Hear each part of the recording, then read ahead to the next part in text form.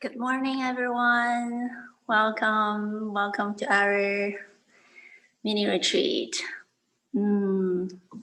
If you were with us last Wednesday, you probably have seen the smoke and ashes at IRC. And so shortly after nearby towns got evacuation orders because of the Santa Cruz fire. We also evacuated from IRC. And that's why I'm here now at IMC, if you recognized it. So I just want to let you know IRC is safe. Over the last couple of days, our courageous firefighters have had a good control on the fire. Many of the RVs are settling in and returning to IRC, actually.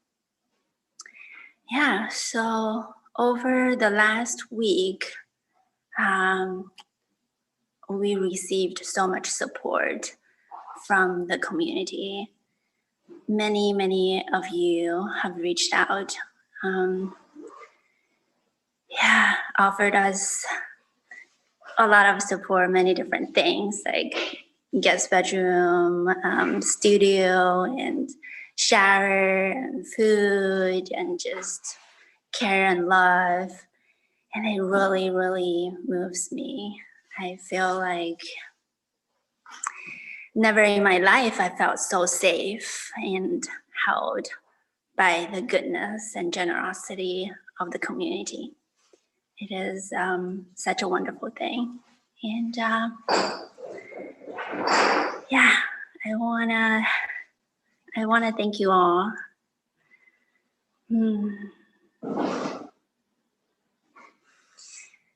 Yes. I also don't want to left out the grief in me, seeing so many fires happening around us and around the world, actually. My heart goes to the wild animals, the forest, and people who lost their homes during the fire. May all beings be safe. All right, since I am at IMC, so I will show you some behind the scene IMC setup and studio. Let's go for it. All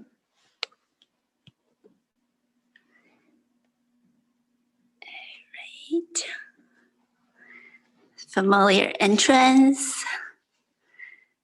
Shoe racks. Oh, there's my bike. All right, let's walk into the studio.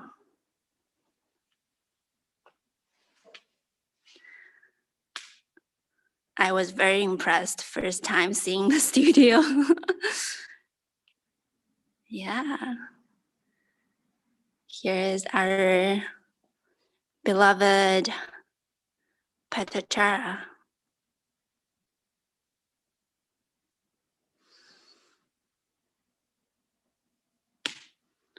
And here is where Gil normally is, doing his Monday morning talk.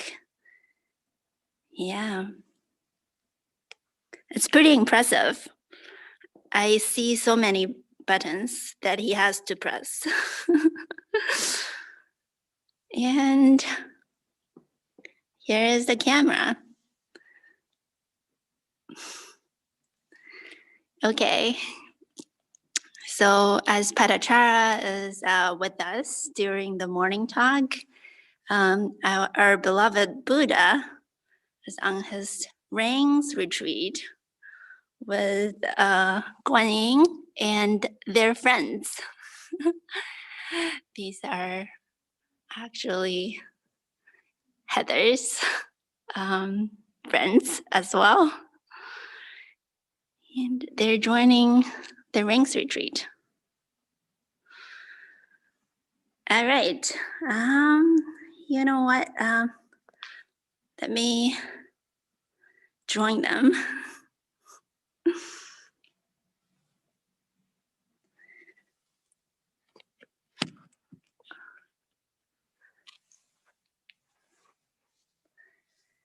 All right. Thank you again for being with us and being part of this community that is based on like the existence of IMC and IRC is based on your goodwill and generosity. It's such a beautiful thing, especially at this time.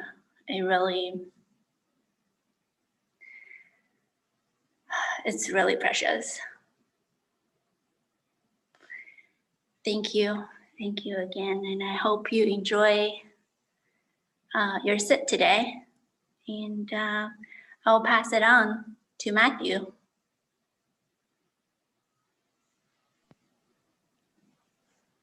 Thank you, Yanli.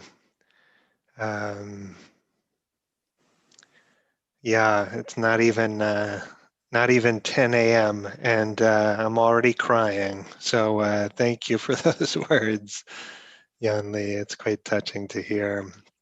And yeah, happy that we've been tracking the fires closely and a very decisive kind of fire lines been constructed, and so IRC is every reason to believe it is safe, and many of the homes in the area are safe. So yeah, maybe we can just sit, say hello to each other on the chat, and we'll begin in just a minute or two.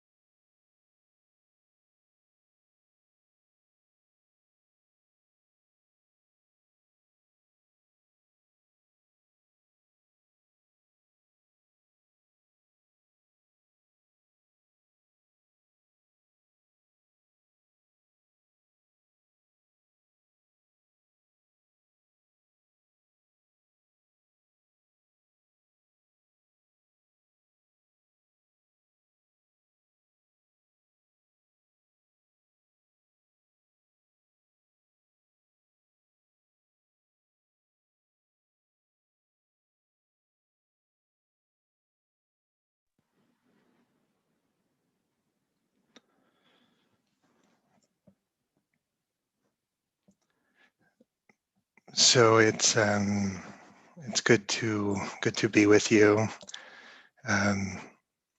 We'll have our the usual Wednesday morning form of a sit, a short walk, another sit and talk, and some time for dialogue over the chat box. And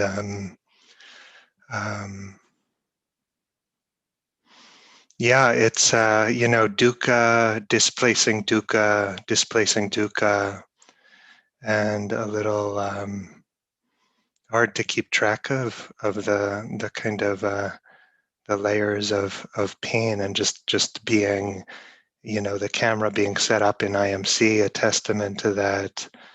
Many, much for the heart to break around, and yet this does not diminish the value, maybe even necessity of rest, of actually having a sense of refuge. And it feels like a kind of abandonment or betrayal of our care, of our concern, of our worries to rest at all. But it's quite, it animates rather than weakens our care to be able to rest. And so as we practice, we the ability to rest is in part a function of our letting go. And so however we're attending, whatever we're attending to, the breath or sound or the body more broadly, or phrases, a metta, mantra, something, we might become sensitive to the tugs of the rest of our life, the kind of lurking tug of everything else but the breath, but sound, but the body. And so the invitation is actually to become sensitive to that sense of attention being tugged. And before we actually become absorbed in the content of that tug, there is an opportunity to sense it as a kind of urge to abandon the object, to abandon the anchor, to abandon the breath. That sense of it's like, it feels like a kind of force field or a gravitational pull to migrate from the object of attention. And so we start to actually become sensitive to that tugging energy.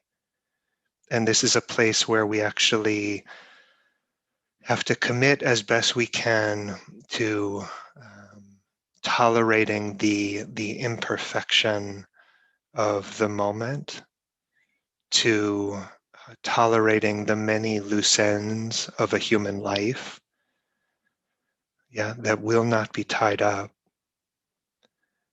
to tolerating all the ways in which we could imagine this moment getting better, and instead just to let go. And samadhi, settling, the kind of unification of mind, the sense of rest and refuge that comes when we stabilize the attention, is largely a function of letting go, not of exertion and effort. It's largely a function. If there is effort, it's the effort of relinquishing, not the effort of furrowing the brow and focusing. And so we start to detect those tugs on the attention, the tugs, and we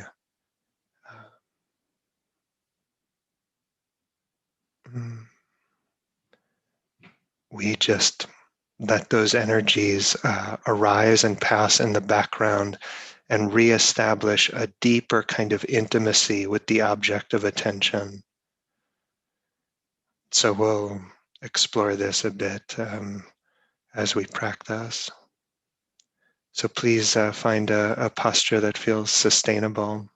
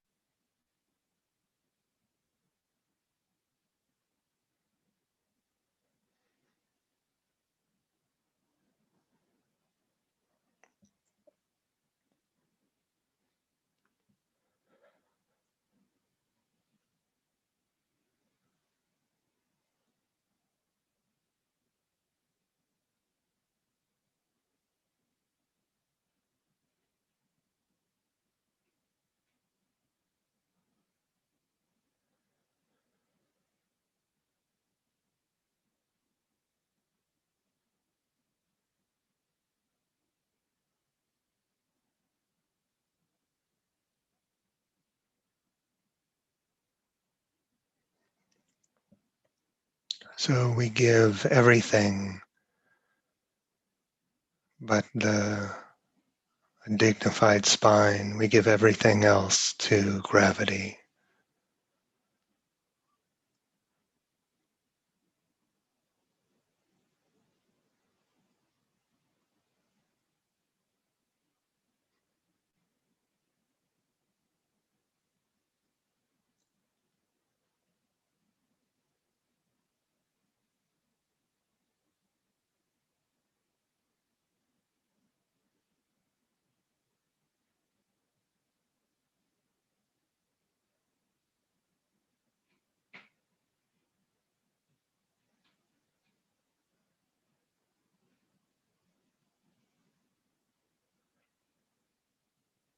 We give our thoughts and fears to gravity.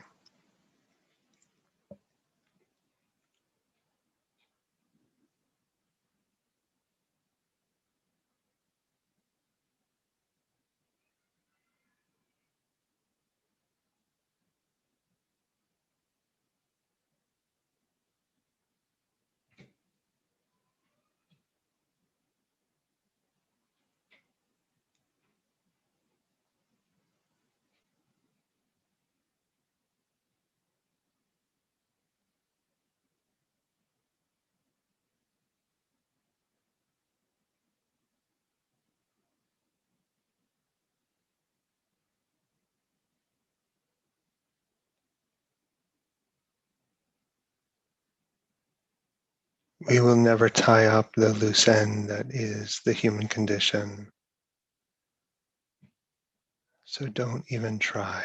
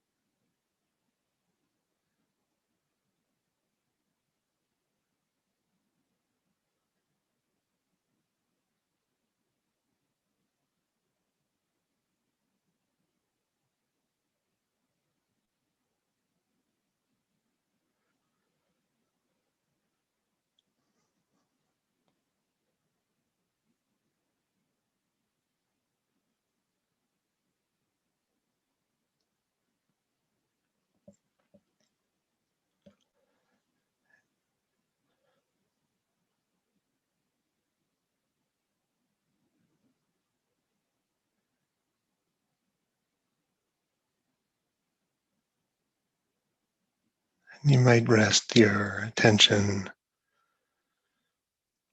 with what is called an anchor,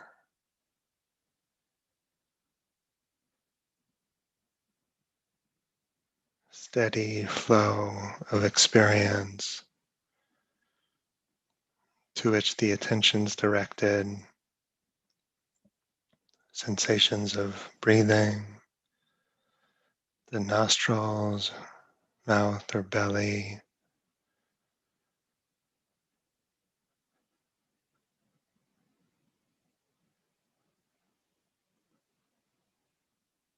the field of sensations that is your body more broadly.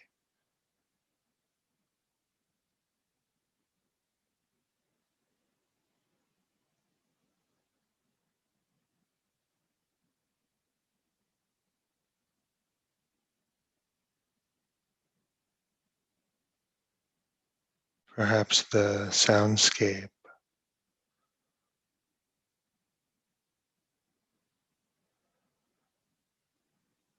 the flow of sound, of fading, of silence.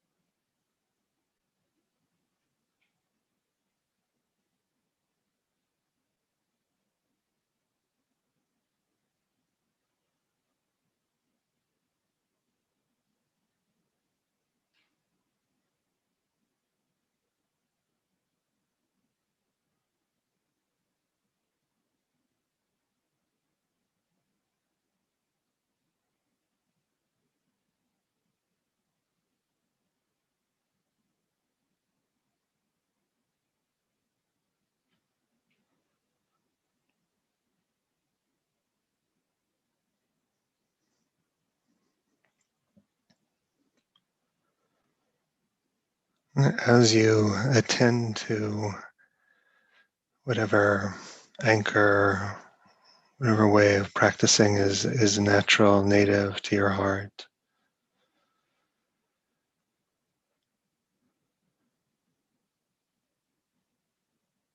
see if you can come sensitized to the tug, the allure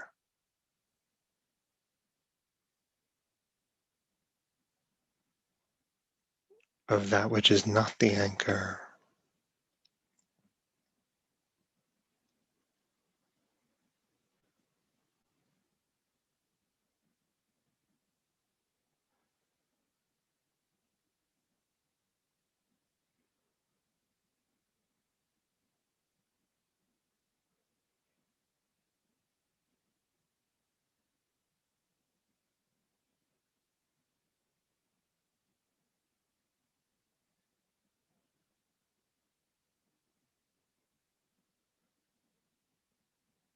What is the mechanism by which we become distracted?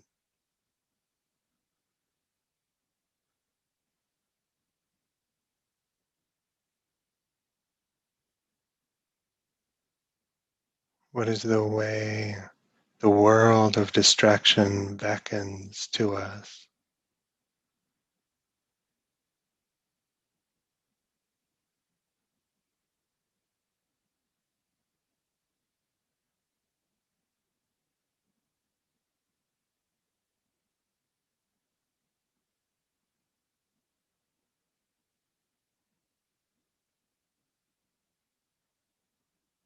For what do we give up our peace, rest?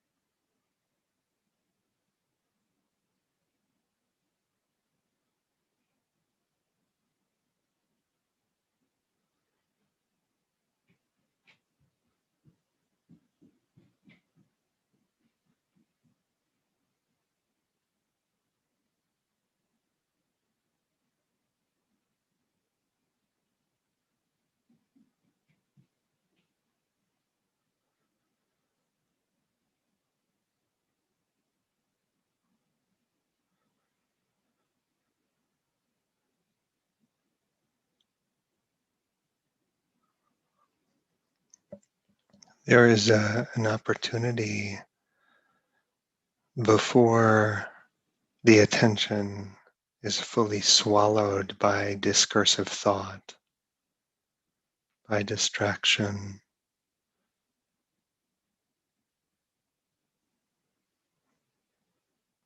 When the connection with the anchor is not fully severed,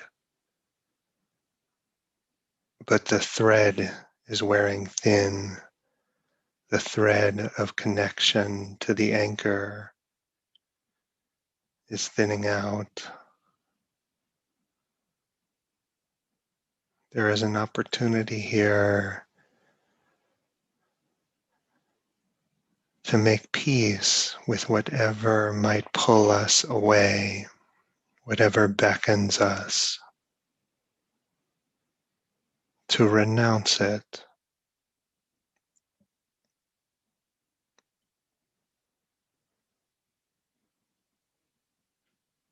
and to reestablish a more intimate connection with the anchor.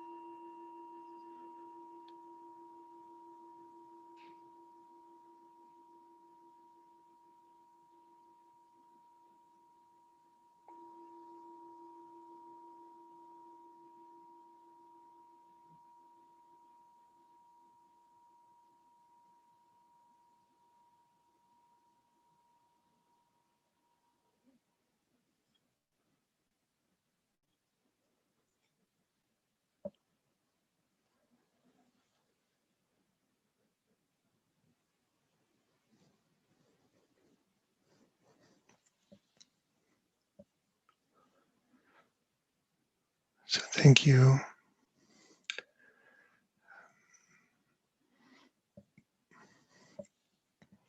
In a minute, we'll have a short period of walking or movement meditation. And similarly, you might make as a kind of point of investigation the the the gravitational pull of the world of distraction. So if the anchor is the movement, if you're doing walking practice, if you're able to walk comfortably,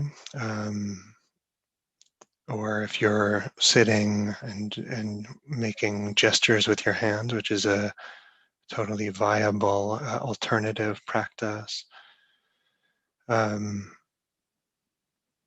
The invitation would be to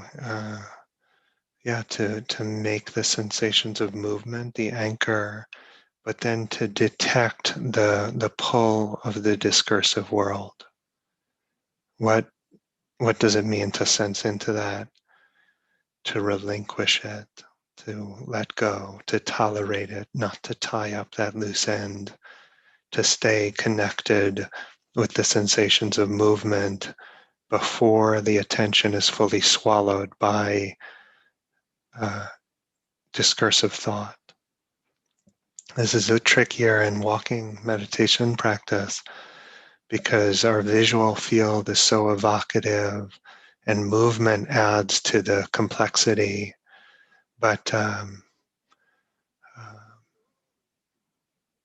we can explore, we can play in a way that doesn't make the mind tight. We can play. What does one have to renounce in order to keep fidelity to the anchor? And so Jan Lee will ring a bell at 10:50 California time and come back for a quiet sit. So enjoy the movement and see you shortly.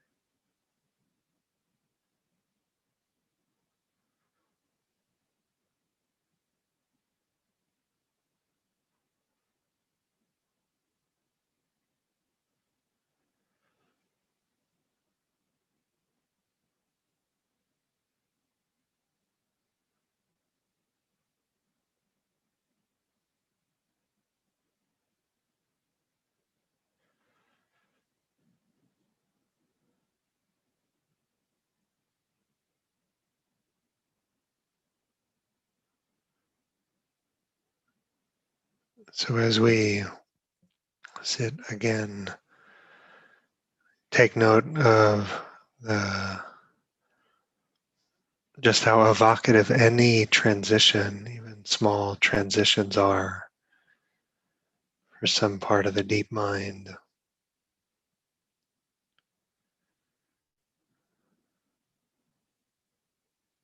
Need to double and triple check that things are ordered, that we're oriented,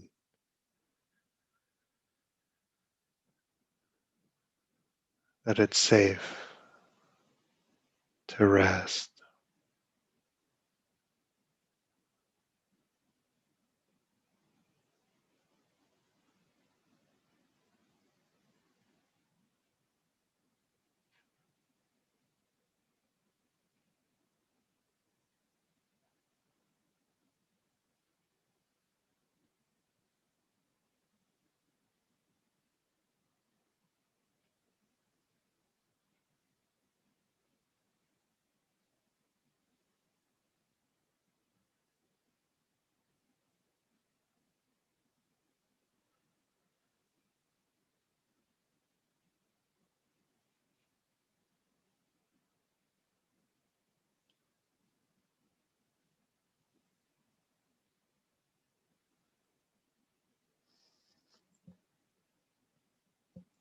So I'll mostly be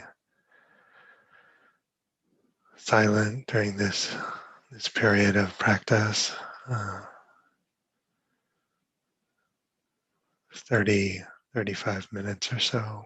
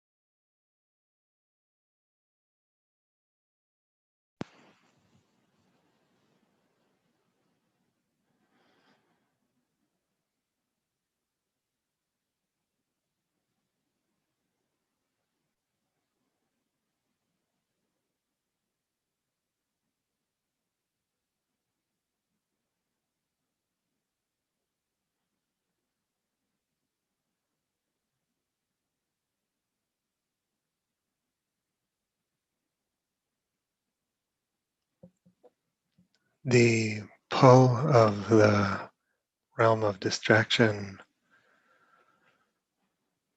functions a little bit like a kind of hunger.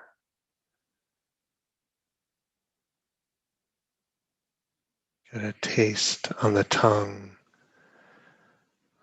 for some species of distraction.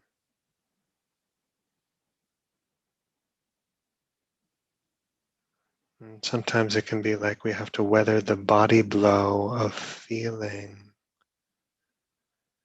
to keep fidelity to the anchor.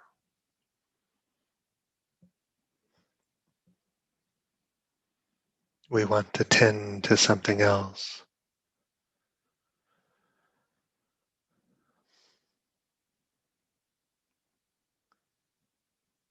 And to let go is to bear feeling.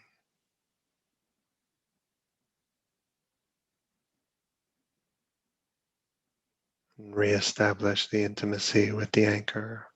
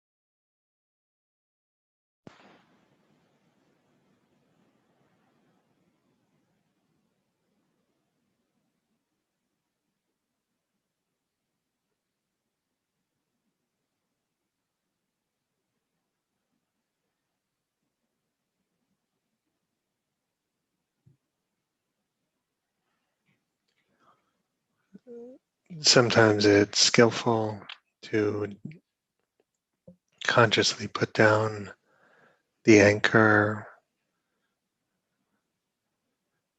and check the qualities of the meditating mind, the qualities of attention itself. And often it's useful just to might reference some of the seven factors of awakening, sometimes specifically check the level of energy, effort. Is this balanced? Is there laxity, casualness, or overexertion?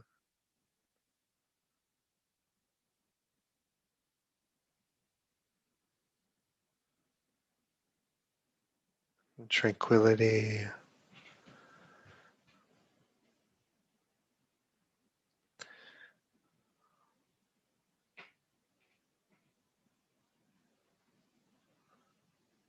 It's the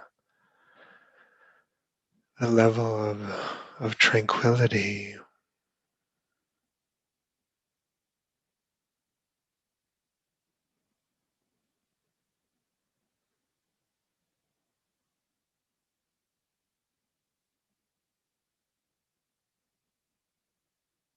Equanimity.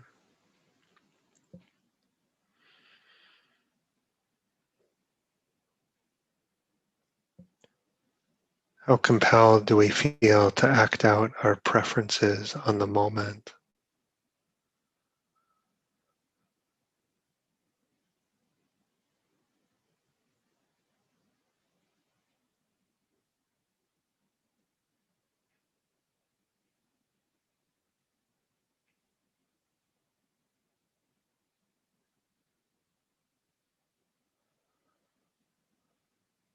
So we check in, because all of that has impact on the nature of the attention we offer the anchor. We just notice energy, tranquility, equanimity.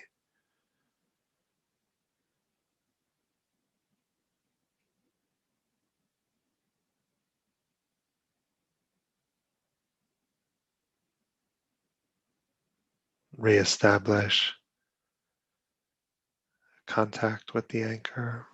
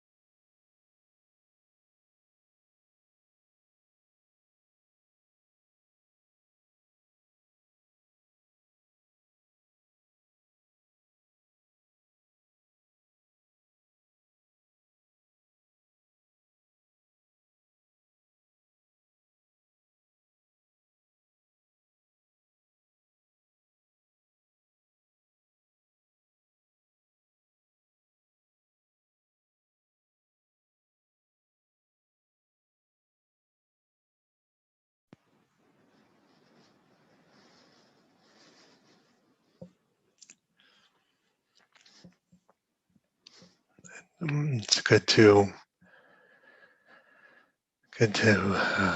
sit with you.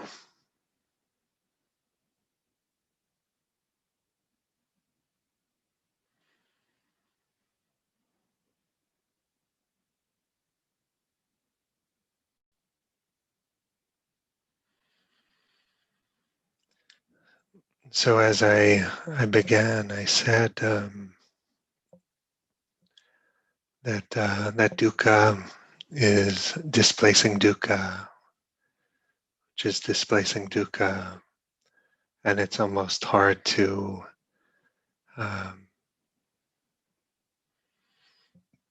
keep track of the impact of one crisis on another, the layering of suffering, and I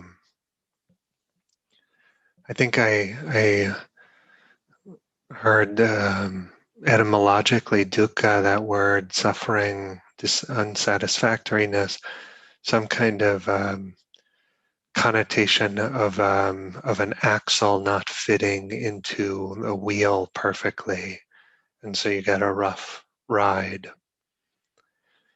And in this time, fire season here in California, other places too, the smoke hangs menacingly over us, a testament to much, to our fragility, insofar as it's climate change implicated. Climate change is implicated as one of the causal factors in exacerbating things. It's the smoke is also a testament to our destructiveness. And in the context of this, I think of grief. I think of gratitude. William James, 125 years ago,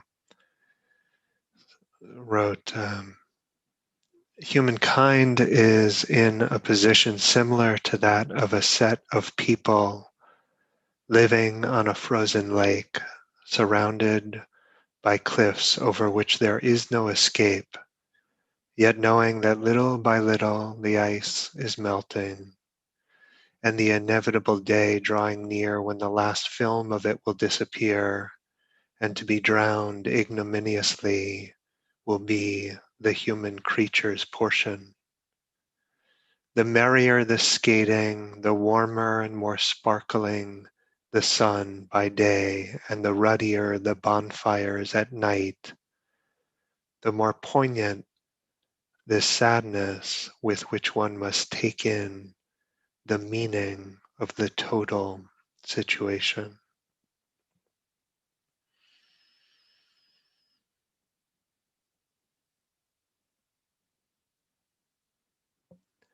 We have to study those cliffs.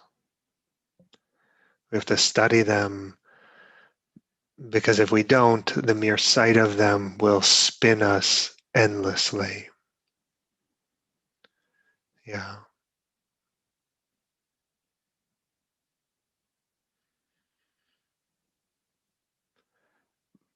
But one of the effects of our skating on that ice is poignancy and gratitude.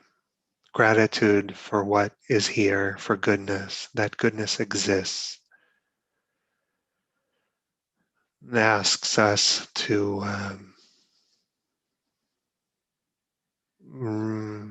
be careful about acclimatizing to all the goodness that is here. It's easy to do that. Ask us the question, how much does one need to be happy? What do I really actually need? I was struck by this passage from a writer who died quite young of cancer, Amy Krauss Rosenthal. And she wrote this not so long before she died, I believe.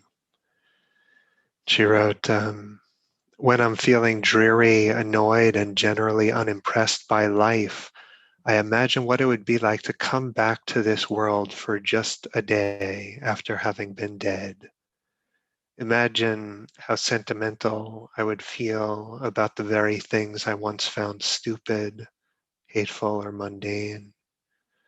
Oh, there's a light switch. I haven't seen a light switch in so long. I didn't realize how much I missed light switches. Oh, and look, the stairs up to our front porch are still completely cracked. Hello, cracks. Let me get a good look at you. And there's my neighbor standing there, fantastically alive, just the same, still punctuating her sentences with, you know what I'm saying? Why did that bother me? It's so endearing.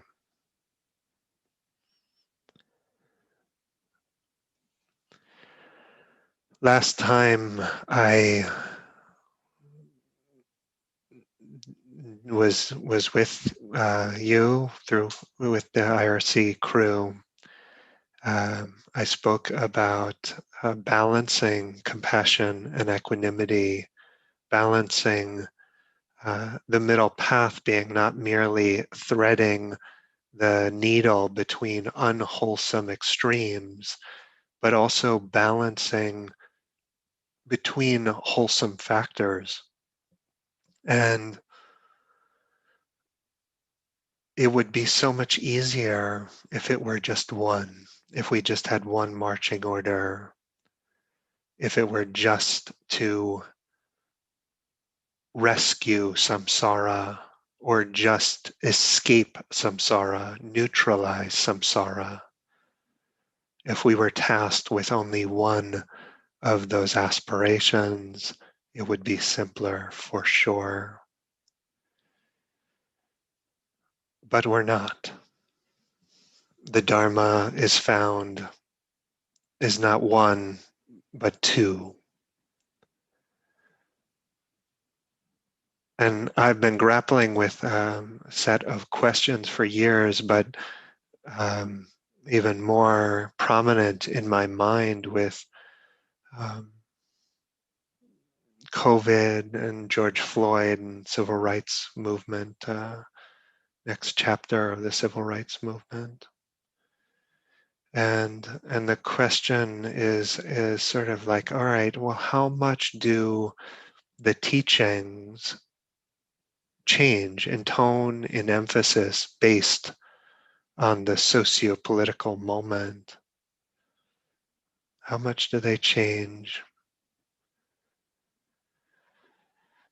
And to some extent, this gets us into the terrain of traditionalists, adaptationists, what we could call adaptationists, those who are maybe lean more in the kind of I don't know, fundamentalist direction, or those who are actively trying to adapt teachings to integrate other bodies of knowledge to address new concerns. And on the more traditional side, I thought of this moment sitting with Thanissaro Bhikkhu, great translator of so much of the Pali Canon, and I asked how the analogy holds up. Christian is to the Bible as Buddhist is to the Pali Canon. And I guess in retrospect, a little bit of a provocative question. And how does that analogy hold up? And what he said was, not great, Matthew. It doesn't hold up that well because you have to test the Pali Canon, was what he said. But as far as I could tell, everything in the Pali Canon passed his test, right? And so he represents a more kind of traditional approach. I don't know how he's teaching in this time, but he is a little bit of a kind of archetype for me of fidelity to the early texts and a kind of unwavering commitment to follow that thread.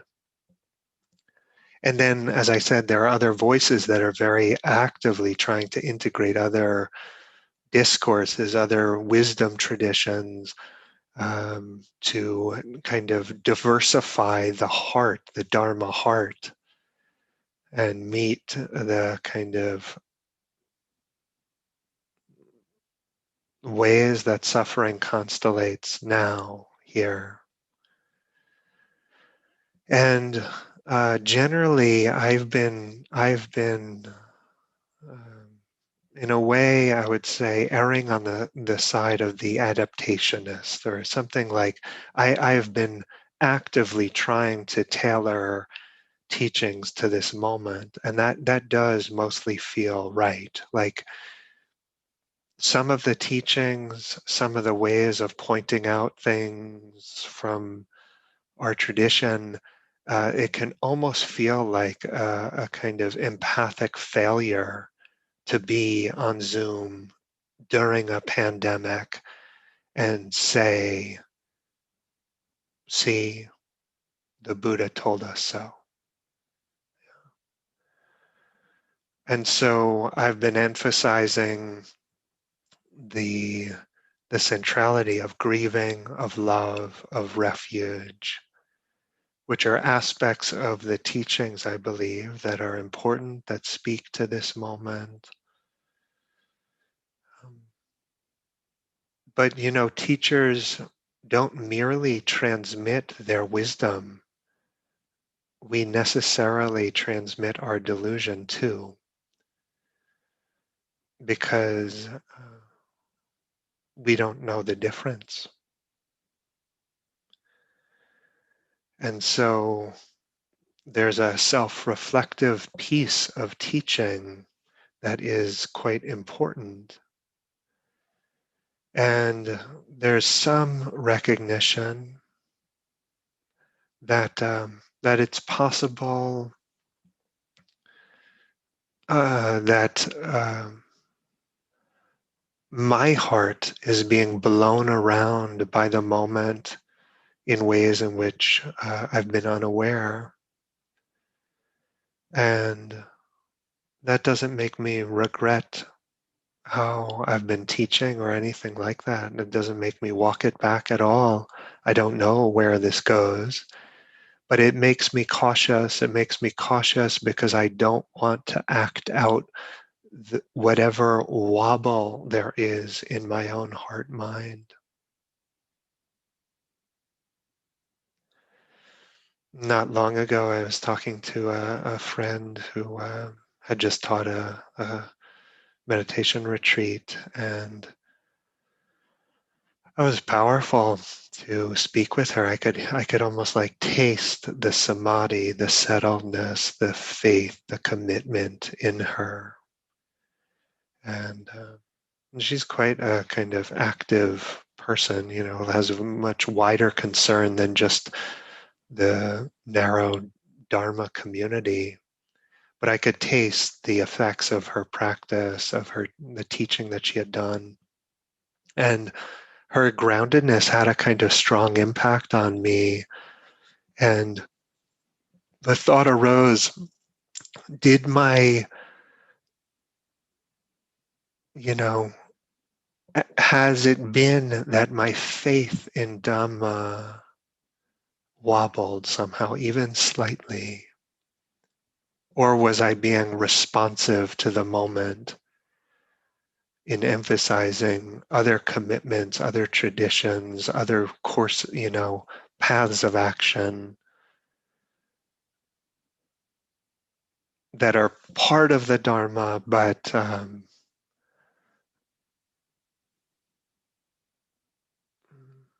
adaptations. And there's this sense, these kind of multiple layers of crisis, that the Dharma sort of almost like needs to be tailored to every new form of pain. Maybe that's right, but maybe not. And so,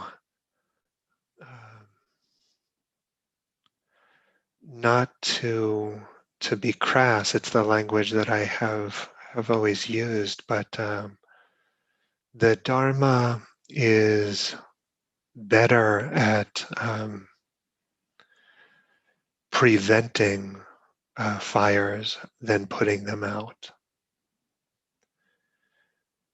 There is an emphasis in, especially in mindfulness, secular mindfulness world, on choice, on mindfulness affording us choice. When you're in a painful bind, you choose to respond rather than react, become reactive and act out the defilements, yeah? And this is a model of mindfulness, of the path of practice, putting out a fire that has already ignited. And that's not so much my experience of how practice works, of how it confers benefits, of how it protects the heart from suffering. Once we're really back deep into a karmic corner, we're going to suffer. Yeah. There's no vipassana-ing it away, no metta-ing it away. We're actually going to suffer. And we bear it with as much grace as we can. We try, often I think it's helpful just to try to suffer a little less, not to be free of suffering. We are backed into a karmic corner and we're finding our way out. And it consolidates the wish to practice so that that corner becomes less familiar. Recently, I was in kind of tough situation where it was really watching a loved one suffer as painful to see. And someone asked me like, okay, how are you going to practice with this? What are you going to do with this? And my response was, I'm going to suffer. Yeah. There's no vipassana karate move to do on that. There may be a little bit of movement. Maybe we can suffer a little less. But there is a sense of just like even the question is kind of misattuned. Like, what am I going to do? Well, I'm going to suffer. That's what I'm going to do. The Dharma is not about putting out every fire, but cultivating a heart such that fire is less likely to ignite. And over the years, it's not so much that I feel like I'm making choices that help extinguish the fires of dukkha, but actually tending to my heart, cultivating a heart that is less susceptible. Yeah, and it's a mysterious kind of process, but so much suffering simply melting away. It does not ignite as it did. And so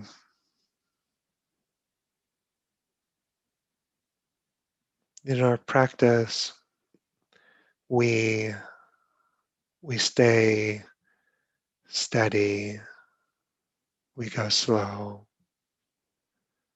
but we go with diligence and a sense of urgency.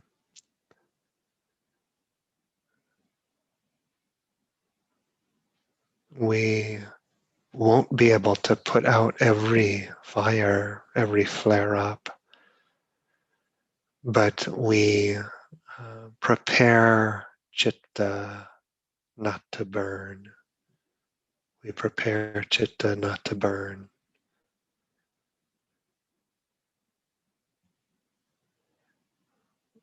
And in doing this, we generate a kind of surplus of well-being. It's well-being that needs to be spent. And we spend it on others. We trace out the ethical implications of the silence, of the stillness, of the poignancy, of the faces of those cliffs, the ice melting, and we engage from there.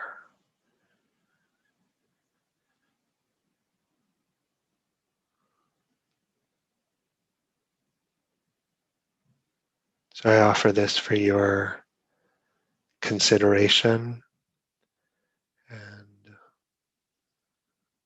please pick up whatever is useful and leave the rest behind.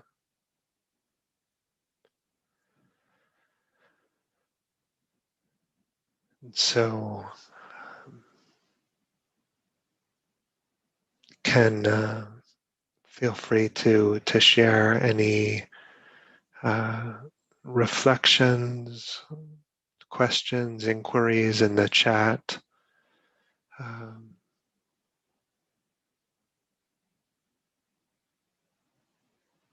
may not need to formulate a question. It may just be something that is useful for you to articulate, to say out loud. We've got just a few minutes left. I'm happy to try and respond.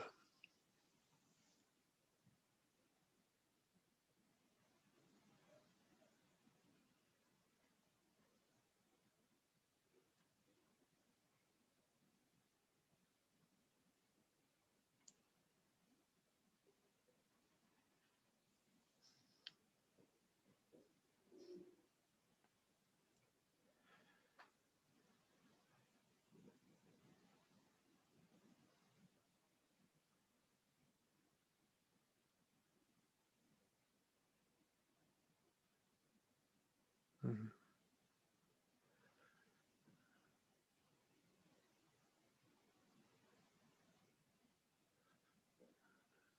Yeah. It's a phase where Dharma teachings become, it's always self-reflexive in a certain way, but it's even more so now. And, I know I'm in a way like, oh yeah, I know what I'm doing. I can teach meditation, can speak about Dharma in coherent ways. But in another sense, it's real. I don't know what I'm doing. And practice is, the practice of teaching is by its nature reflective, and so in a way annotating the journey of trying to share teachings in a way that are attuned to the moment um,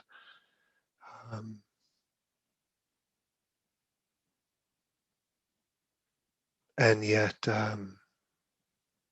express a confidence, a faith in the kind of gradual maturation of the heart mind.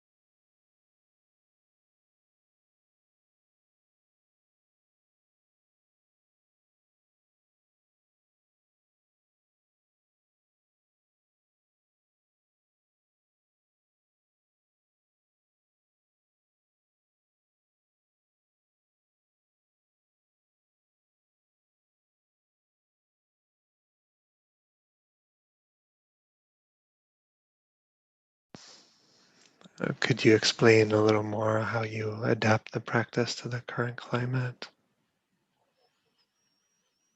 Mm.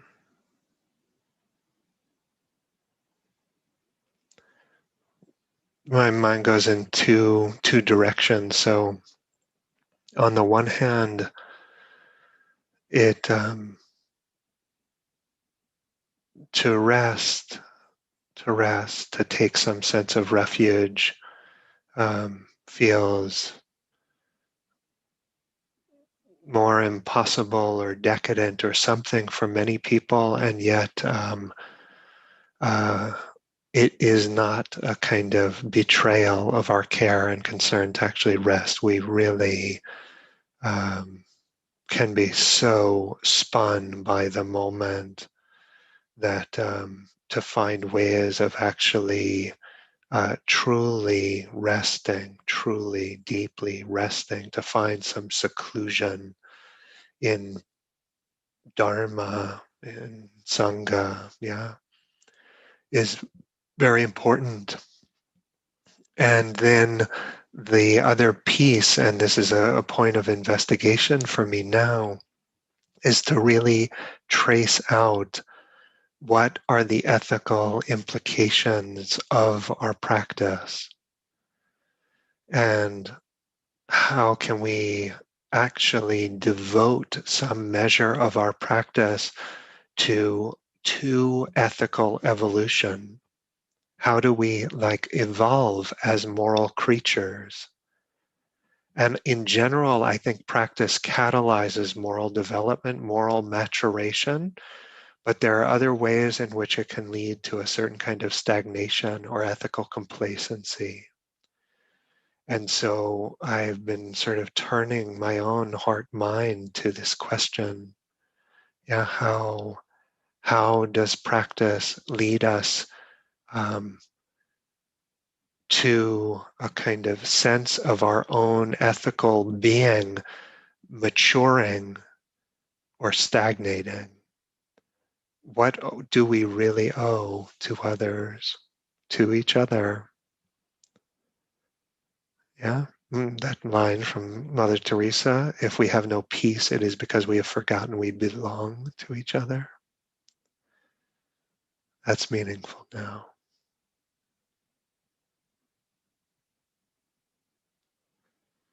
So thank you. Thank you. There will be optional community groups, a small group discussion. So I'll turn it over to Yan Li to share the Zoom location, and your all of the everything at IRC IMC is offered on a generosity basis, and so if you care to support the organization, support me, there's a link to do that in the YouTube description. So yeah, thank you all.